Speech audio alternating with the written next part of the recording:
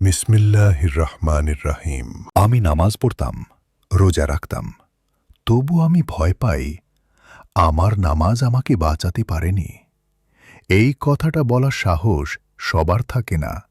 মানুষ আমাকে ধার্মিক ভাবত, মসজিদে আমাকে দেখলে সামনের কাতারে দাঁড়াত, কিন্তু কেউ জানত না আমার নামাজ কেমন ছিল। নামাজ ছিল অভ্যাস, মন ছিল কাজে।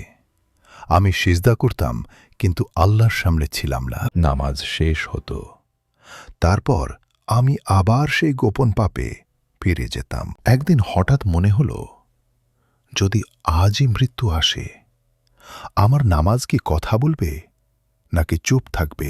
একজন নিয়মিত মুসল্লির জানাজা।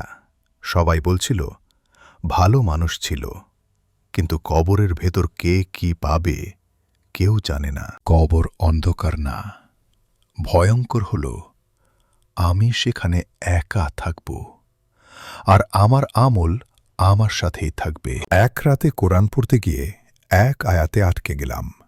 মনে হল এই আয়াতটা আমার বিরুদ্ধে সাক্ষ্য দিচ্ছে। আমি ঘুম থেকে জেগে উঠলাম, বুক ভিজে গেছে। স্বপ্ন না, ভয়। আমি আয়নায় তাকালাম, চেহারা আমারই, কিন্তু মানুষটা আমি না। নামাজ পড়লেই হয় না, নামাজকে আমাকে বদলাতে হয়। আমি জানি না আমার সময় কতটা বাকি, কিন্তু আমি জানি এটাই শেষ সুযোগ হতে পারে। আপনার নামাজ আপনাকে বদলাচ্ছে নাকি শুধু গণনায় যোগ হচ্ছে?